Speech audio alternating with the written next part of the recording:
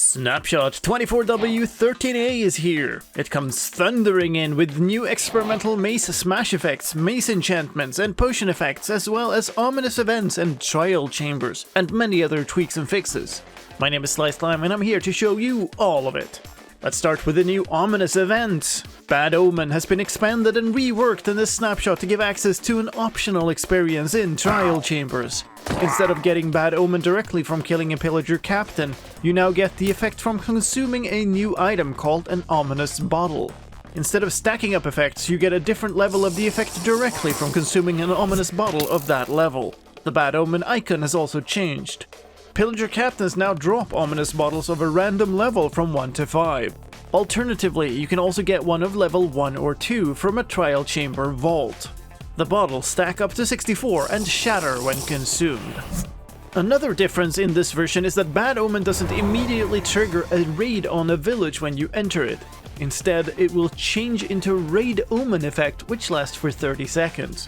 Once the 30 seconds are up, a raid will start at the location where the Raid Omen was initially triggered. Just like any other effects, you can dispel the Raid Omen by drinking milk. The big new thing with Bad Omen, however, is that it can also transform into a Trial Omen effect when you enter into the detection range of a Trial spawner while under the effect of Bad Omen. Trial Omen has a duration of 15 minutes per each level of Bad Omen. When you have Trial Omen, you are surrounded by particles. When a player with Trial Omen is in range of a Trial spawner, that spawner will turn into an ominous Trial spawner if it's either not on cooldown or if it wasn't ominous last time it was active. In this case, it also resets the cooldown. When a spawner becomes ominous, it'll despawn any existing mobs it spawned and reset the challenge. It will then stay ominous until it has been defeated and its cooldown has been finished. Ominous trial spawners glow blue instead of orange and emit soul flames instead of regular flames.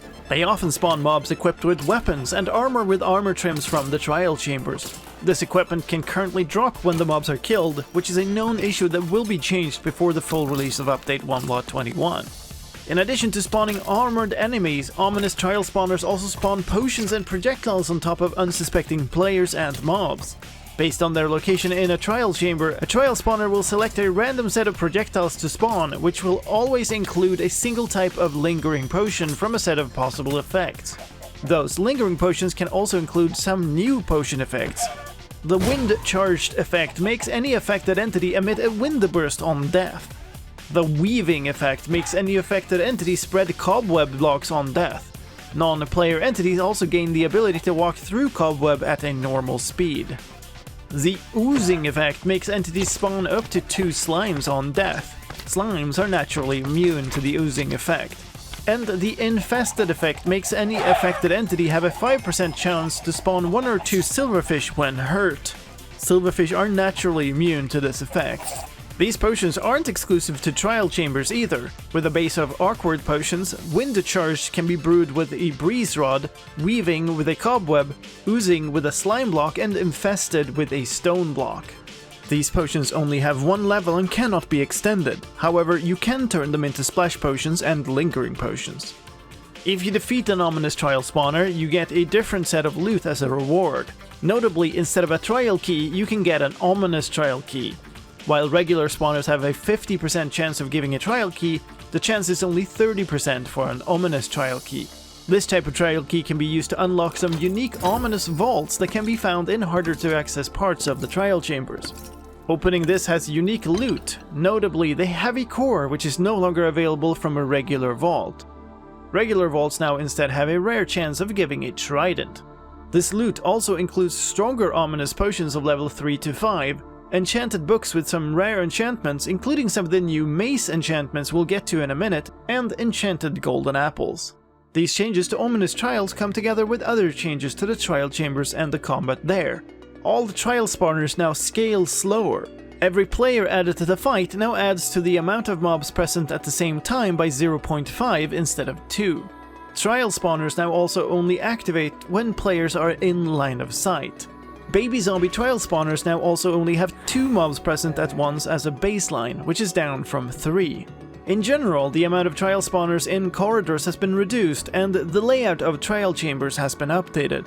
Corridors can no longer generate endlessly, and there's now an atrium that can generate together with the corridors. There are a number of changes to the layout of intersections and corridors, and a brand new section called Eruption, which replaces the previous Chamber 5 design. The layout and placement of vaults has been adjusted, and there are now ominous vaults in chambers, intersections, and at end of corridors. One known issue with the trial chamber generation is that corner quadrants and slanted chambers may still fail to generate properly. And as a final trial chamber update, the breeze now avoids jumping into dangerous blocks or air.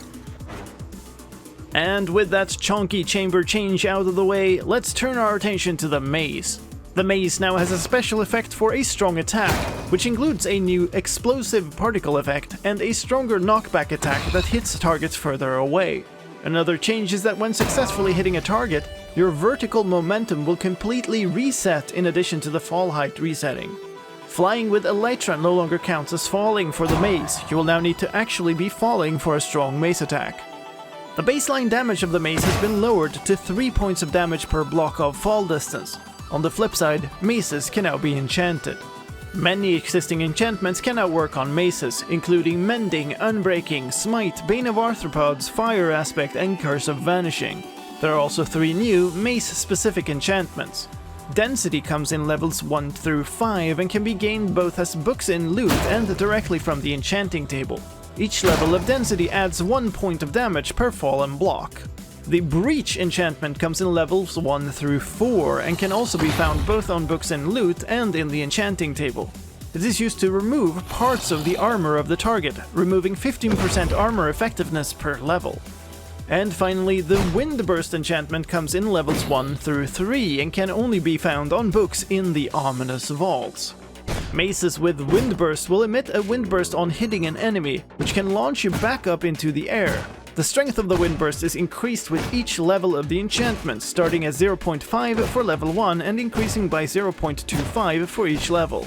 The mace-specific enchantments are not exclusive, so you can add all of them onto the same mace. A few problems with the heavy core in block form have been fixed in this version. They now update water properly when waterlogged and no longer entirely delete water when placed into an existing water source. Some updates for the new advancements introduced in last week's snapshot. The Who Needs Rockets description has been updated to state the correct distance required at 8 blocks. And the Overkill challenge can no longer be cheesed by poisoning a parrot. And in a final few bug fixes for experimental content, wind charges no longer collide with end crystals. And the Bogged have now learned to sit properly in boats. But wait, there's more! Of course, there's also changes in the snapshot that aren't experimental. Before I get to that, here's your standard YouTuber plea to experiment with hitting the like button. YouTube really likes experimenting with the algorithm, so if I don't beg you for that, this video gets banished to the void. Thank you. Onwards with gameplay changes. Slimes and magma cubes had started spawning in spaces that were too small for them to fit at the largest sizes. That is fixed in this version. Comparators now get updated properly after shulker boxes get placed by dispensers. And cookies are now poisonous to parrots rather than carrots. Ominous banners generated in Outpost no longer show the pattern list. And explorer maps and ominous banners no longer show up as renamed items in places like item frames and anvils. A visual fix in this version: lingering potions now have the appropriate color of particles based on the potion content rather than all being black. In user interface news, the experimental feature screen now renders correctly after resizing the game window, and the GUI scale option now updates properly when using the control key and scroll wheel to change scale. This version also comes with a host of new sounds, and also a bug fix making the mace sounds controlled by the right volume slider. Let's start with the new sound for placing and breaking cobwebs. And for walking on them. Although that is currently pretty much impossible to trigger without walking on another block that may also make a sound. And there are lots of new sounds for the new experimental features. A sound for using an ominous bottle and gaining bad omen. And sounds for bad omen turning into raid omen. And trial omen.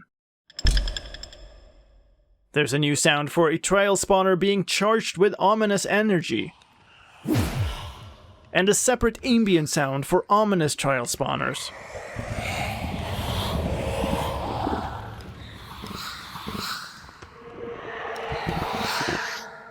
When ominous tile spawners spawn projectiles, there's a sound for an ominous item appearing. Preparing to drop something, and actually dropping it. And that's finally all for this version. If you're also interested in technical news, including the changes in Data Pack version 37 and Resource Pack version 31, keep your eye on the channel for separate videos about those. My name is Sliced Lime, thank you for watching. I'll see you next time.